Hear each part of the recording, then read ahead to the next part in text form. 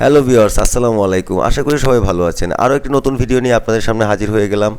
আজকের ভিডিওতে থাকবে OPPO F17 Pro। এই ফোনের স্পেসিফিকেশান, এটার ভালো এবং খারাপ দিক এবং এটার প্রাইস এবং এটা কাদের জন্য ভালো হবে, সেই সমস্ত ব্যাপার নিয়ে আজকের ভিডিওতে কথা হবে। সো এই ফোনটি সম্পর্কে জানতে হলে আমার ভিডিওটি প্রথম থেকে শেষ পর্যন্ত দেখবেন এবং আশা করি আপনারা মোটামুটিভাবে এই ফোনটি সম্পর্কে ধারণা পেয়ে যাবেন। আর ভিডিও শুরু করার আগে আরেকটি রিকোয়েস্ট, আমার চ্যানেলে যারা নতুন তারা অবশ্যই আমার চ্যানেলটি সাবস্ক্রাইব করে নেবেন এবং যারা অলরেডি সাবস্ক্রাইব তাদেরকে অসংখ্য অসংখ্য ধন্যবাদ এবং ভিডিও ভালো লাগলে অবশ্যই লাইক করতে ভুলবেন না।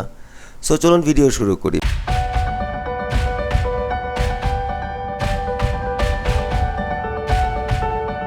প্রথমে জেনে নিই এর বিল্ড কোয়ালিটি সম্পর্কে। এই ফোনটি অনেক বেশি পাতলা, আমার কাছে খুব ভালো লেগেছে কারণ মাত্র 164 গ্রাম ওজন এই ফোনটির। সো এই ফোনটিতে যে ডিসপ্লে ব্যবহার করেছে সেটা হচ্ছে 6.43 ইঞ্চি সুপার অ্যামোলেড ডিসপ্লে আর এটার স্ক্রিন টু বডি রেশিও 84.9%।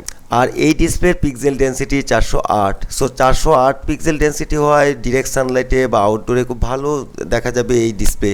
পাশাপাশি এতে রয়েছে কর্নিল গরিলা গ্লাস 3 এর প্রোটেকশান এবং এই ডিসপ্লের যে ব্রাইটনেস সেটা 430 নিটস টাইপ পর্যন্ত উঠতে পারে। সো ডিরেক্ট সানলাইটে কোনো ধরনের প্রবলেম হবে না এই ডিসপ্লের। অপারেটিং সিস্টেম হিসেবে এখানে রয়েছে অ্যান্ড্রয়েড 10, যেটা নাকি তাদের নিজস্ব কালার ওএস 7.2-তে রান করবে। আর চিপসেট হিসেবে এই ফোনটিতে ব্যবহার করেছে মিডিয়াটেকের হেলিও P95, যেটা নাকি 12 ন্যানোমিটার টেকনোলজিতে তৈরি অক্টাকোর প্রসেসর।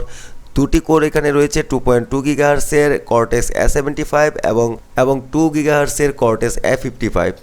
জিপিইউ হিসেবে এখানে ব্যবহার করেছে পাওয়ার ভিআর GM9446। এই ফোনটিতে ট্রিপল কার্ড স্লট রয়েছে, দুটি সিম কার্ডের পাশাপাশি একটি মেমোরি কার্ড আপনারা ইউজ করতে পারবেন এবং একটি মাত্র ভেরিয়েন্টে বাংলাদেশের মার্কেটে এটা লঞ্চ করেছে 8GB র্যাম এবং 120GB রোম।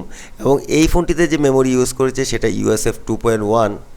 এই ফোনটির পিছনে 4টি ক্যামেরা ইউজ করেছে। তবে এই ফোনটির বিশেষ আকর্ষণ হচ্ছে এর ক্যামেরা কাট আউট, মানে ক্যামেরা বাম্পারটা অন্যান্য ফোনের থেকে একটু ভিন্ন। আমার কাছে খুবই ভালো লেগেছে এর ক্যামেরা কাট আউট এবং এই ফোনটি একটা নতুন একটা ডিজাইন নিয়ে এসেছে।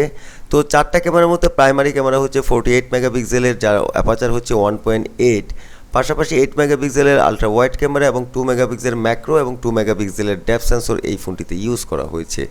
সো প্রাইমারি ক্যামেরা দিয়ে 4K 30 FPS এ ভিডিও রেকর্ড করতে পারবেন। পাশাপাশি 1080p 30 FPS 60 FPS এবং 120 FPS এ ভিডিও রেকর্ড করা যাবে। তবে 4Kতে ইআইএস বা কোনো ভিডিও স্টেবিলাইজেশনের সাপোর্ট নেই। তবে 1080pতে ভিডিও করলে ইআইএস এর সুবিধা পাবেন। সো 1080pতে ভিডিও করলে ভিডিও অনেক বেশি স্টেবল হবে। পাশাপাশি সেলফি ক্যামেরা হিসেবে তারা ডিসপ্লের উপরের ঠিক বাম পাশে ডুয়েল পাঞ্চুয়েলের মধ্যে 16 মেগাপিক্সেলের সেলফি ক্যামেরা ইউজ করেছে এবং পাশাপাশি 2 মেগাপিক্সেলের একটা ডেপথ সেন্সর ইউজ করেছে। সামনের ক্যামেরা দিয়েও আপনার 1080p 30 fps এ ভিডিও রেকর্ড করতে পারবেন। এই ফোনটিতে রয়েছে 3.5 মিলিমিটারের হেডফোন জ্যাক এবং মোটামুটি সব ধরনের সেন্সর রয়েছে। আর ফিঙ্গারপ্রিন্ট এখানে ব্যবহার করেছে ইন ডিসপ্লে ফিঙ্গারপ্রিন্ট, মানে অপটিক্যাল ফিঙ্গারপ্রিন্ট। যেহেতু এটা super AMOLED so in display fingerprint ব্যবহার করেছে এবং আমার দেখা ওপো ফোনের সবচেয়ে ফাস্ট একটা ইন ডিসপ্লে ফিঙ্গারপ্রিন্ট এই ফোনটিতে রয়েছে। সো এই অপটিক্যাল ফিঙ্গারপ্রিন্ট আমার কাছে অনেক বেশি ফাস্ট এবং অ্যাকুরেট মনে হয়েছে।